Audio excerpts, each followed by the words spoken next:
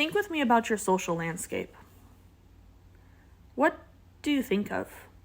Who do you think of? How have you been influenced? How do you influence? This is a picture of social imagination. Who you are as an individual is also the you shaped by your immediate surroundings, your family, your friends, your country, and the world as a whole. Think with me even about the moments where you have felt isolated, or think about the idea of being a self-made person, climbing that ladder with your own two hands. Are we really alone? Even if we've had to make our own paths, was there anything influencing us? This is an idea of wisdom in sociology, which states we are never alone. We're supremely connected. And you might argue to say, no, I did forge this path on my own. But then I would bring up a point of invisible groups. What I'm most connected to might be invisible. I might not know any of these people, but am I really connected? In a journal of mine from first grade, I wrote an excerpt announcing, I can do it all by myself. See, I'm the youngest child of my family with two very helpful older siblings, and I long to just be left alone.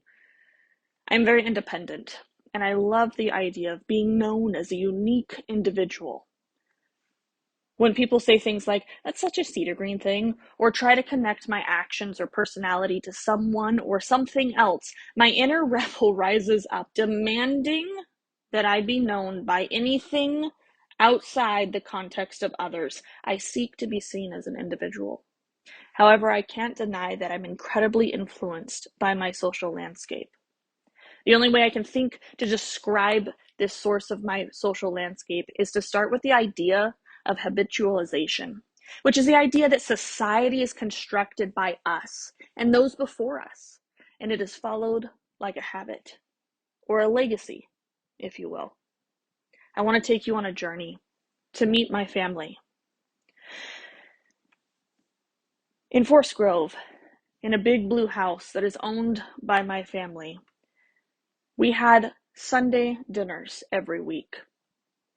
My grandfather quietly showed his children and grandchildren to hold a value true in our hearts, and that value was all are welcome, all are family.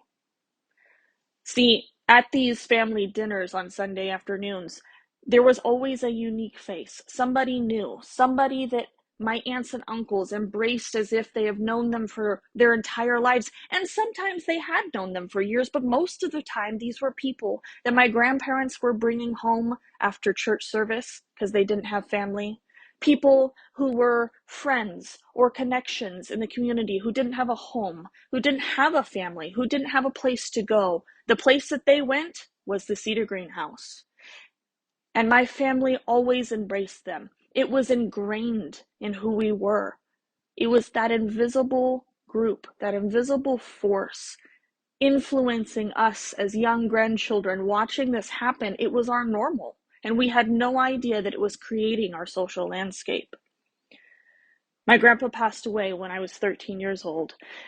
And at his funeral, I remember there being 2 rows filled with teenagers wearing Forest Grove softball jerseys.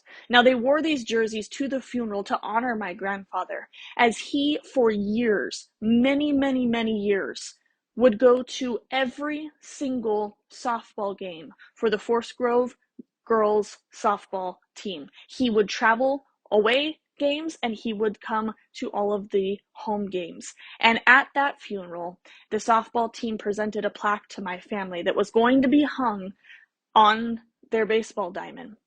And it didn't note Mr. Cedar Green. It didn't say in honor of Virgil Cedar Green. It said in honor of Grandpa Cedar Green. Because my grandpa lived his legacy of all are welcome, all are family. My dad, after that funeral, sat all of his children down and had one of the only family meetings I remember where he told us he wanted to keep his father's legacy alive, and that our home was going to be a home just like that big blue house in Forest Grove, where people who might not have family, people who were struggling, or people who just needed a place to go, a sanctuary, if you will, would be welcomed into my home. And he said that that is probably going to be something that is going to mean you're going to have to share your mom and dad. There might be other people who call us mom and dad. There might be other people who we call family, but this is who we are, and we are willing to give of ourselves, give of our time, and share the love that we have with anybody, because all are welcome and all are family. The most influential social landscape is my church and my God. This influence is not limited to the religious traditions or community that you would think about at church, although that absolutely influences me. It's also the main source of where I live out my grandfather's legacy. Growing up, there was a woman from my church who lived with my family and went on many of our adventures. She was more than a friend to my parents and to my family. She was family. She is family today. I have called her grandma for as long as I remember, and I'm not the only one who calls her grandma. But there are many others in my life who embrace her as our grandma, both blood related and not. She is one of the links to the people in my life that we consider family. She can be that linchpin, that center. While I recognize this now, I never saw her as being that invisible influence of my parents living out that legacy in front of us at our home until years later when I realized she is somebody who my entire social landscape calls grandma. While my biological family, the representation of our home and our dinners on Sunday, is the first example of the influence on my social landscape, the second example is my church.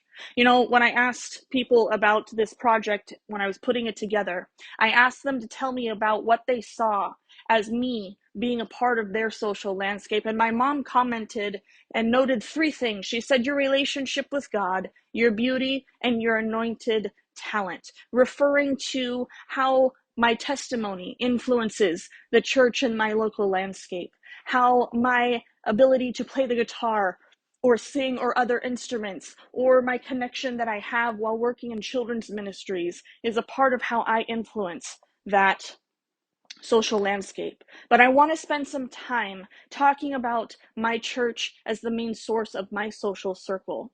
This influence can never be articulated in one conversation. It goes far beyond anything that I could ever explain in a constrained time.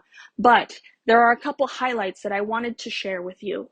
As I noted, there is a woman that I have called grandma my entire life who is that influence of a prayer warrior, who has been that encouragement, that stability throughout my entire life.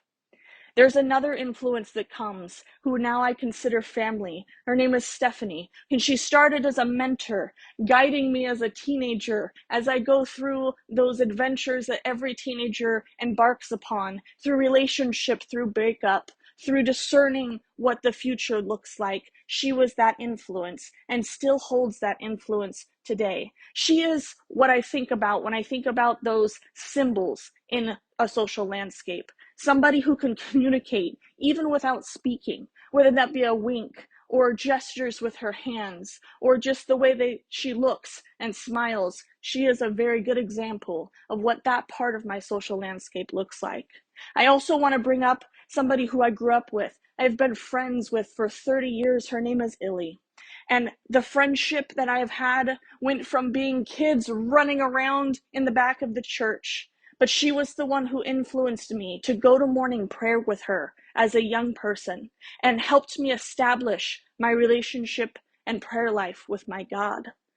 She also would encourage me to go and do things and attend different services. And one of those services that she challenged me to attend was the service that I gave my life to Jesus at in 2008. That influence was pivotal for me because at that moment, my social landscape was about to completely change as I had just graduated from high school and I was about to move to Hawaii with no plans to return to the social landscape I had grown up with. It would have completely changed if it wasn't for the influence that Illy had during that time on my social landscape. And you might ask, how does this influence my landscape? Looking back, it was these influences that formed the landscape of love, unity, accountability, the confidence, and enforced the idea of belonging. Social landscapes, the center of them is belonging, being held accountable to people that we belong to. I want to next talk about the roles that I have embarked on, the roles that I have held. There are 5 of them that I would like to bring up to you, and they might sound a little bit odd, but I will promise I will explain. The first role is the role of being glue. The second is the role of being a protector. The third, the role of being a sister. The fourth, the role of being anti-court. And the fifth, the role of being a ride or die committed friend. The role of glue, I know sounds odd, but it is a nickname that Scott, who is somebody I consider a brother in my social landscape, gave me. It was because we were involved in some different activities and different events, and he noticed that the events were something that I was holding together like glue. And ever since, he noticed that where I went, I would strive to hold things together. He dubbed me Glue, which is what he calls me to this day. But that is a role that I hold very true to. While it's a nickname, it's something that, for me, is a challenge in my social landscape. It holds me accountable to be somebody that will bring and encourage unity and bring a wholeness and a belonging to others around me. The protector. This came from my father, this role. When I asked my dad what he thought about me and his social landscape, all he said was box out and hip check, and that was it. That might sound very weird to you, but to me, that speaks to who I am as the role of a protector. See, I used to play basketball and in soccer. And in these sports, there is a goal to stay and protect the ball. Whatever you do, you need to protect the ball from the opposing team. And a lot of times that meant in basketball that you would box out, which meant put your body in between what was opposing the thing you were protecting. Or hip checking, which was getting aggressive and fighting for what you were protecting. That is the role that I have played, a protector. You do not mess with my family. You don't interact in a way that's going to bring intensity or I will turn into a protector. My dad said this because recently he spent some time in the hospital fighting for his life as he had a brain bleed that suddenly came on. And that was the role that I held, protecting him as he couldn't speak for himself, as he was intubated, laying in the bed, watching me, shaking his head, encouraging me as I'm trying to protect him and stand up for his rights. The role of a sister. As I noted, I do have a biological brother and sister who I love with all my heart and whose lives have been influential and pivotal in my growing up and my social landscape. But I do consider myself a sister to my lifelong friends. Some are in my landscape through different seasons of life. Others have been in my landscape for a time and then are no longer a part of it. And others have stayed my constants. These are couples who have embraced me as family, as my brothers and my sisters through their protectiveness, their care, their banter, their love, their loyalty, being there in every high and low. And they are just simply the group we always choose to be around, no matter what mood we're in. Sometimes this has looked like getting trapped for days in ice storms together and loving it. Getting together all the time to play music, sports, games, or just to do nothing. Or at times it's going on trips or adventures. But also at times it's showing up at each other's doors when the world is crashing down. Sometimes it's that text to acknowledge, hey, I see you, and I see that you're struggling because I know who you are, and I know your faces that you make when life is rough. That is family, that bond, that complete loyalty together. One of my sisters, Tisha, noted about this social landscape. I think of you, of anyone else that I've called family that's not necessarily related. You've shaped my view on it the most because of the relationship we've had. There is something really special about the family you choose because you want them in your life. You're someone we all want in our lives. She also went on to say, you've made us all realize how much someone that is not blood related can really be family and can have that same level of love and connection even without that connection. You've been a sibling to me, to Daniel, to David, the sister that they never had that they needed, and to Sarah too. I know that she loves and respects you a lot. The next role, and one that I hold so true to my heart, is the role of Auntie Court. This all started with a friend who I considered family and had the privilege of being there when 3 of her 4 kids were born and playing the role of auntie for them. It taught me things. It taught me things about what family looked like and what the role of an auntie looked like. But this has expanded more as children are born into our family, as relationships have grown into family. I am the auntie to a very large group of kids from the age of 6 months all the way to 21. One of my brothers said, since I only have a brother, it's been awesome to have an older female aunt figure in the kids' lives to look up to. It's really cool to have multiple women, especially since we have all daughters, and I think David would probably say the same thing.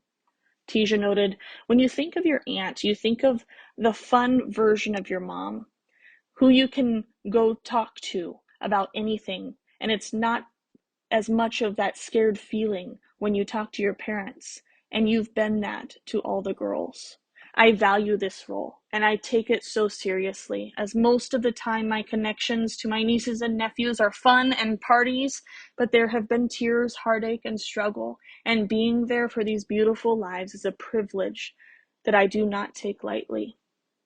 The last role that I want to talk about is the role of ride or die. When you think of the concept of ride or die, it is the idea that you are always there, and that is what family is. You are there, you are bonded together until we die.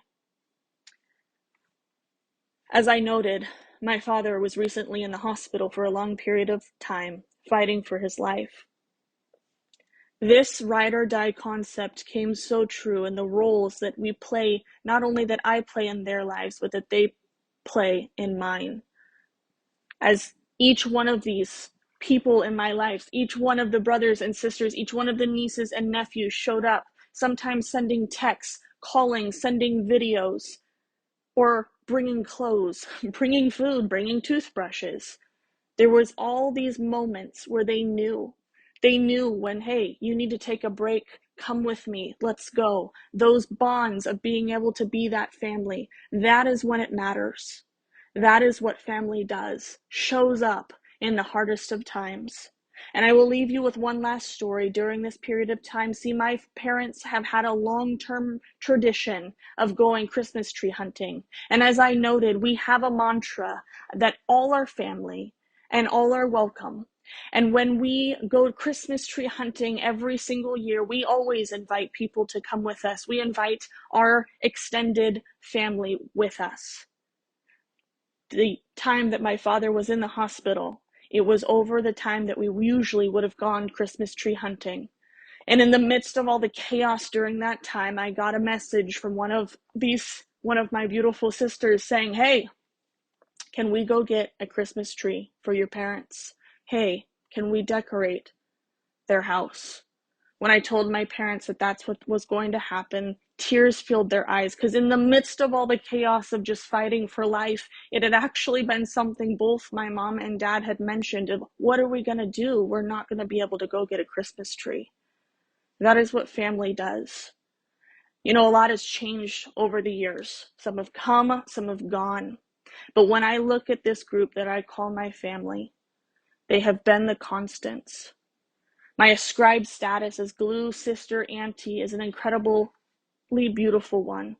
But my family is not merely made up of an ascribed status. I hold these same roles in my achieved status as well. My social landscape is not a neighborhood or a building. It's not locational. It's these faces you see, this people, this family. This is my social landscape. And I will continue to shape in their lives, and they will continue to shape the future that I have. And the beauty of it all is all of us, whether blood related or not, are holding true and living my grandfather's legacy of loyalty that says all are welcome, all are family.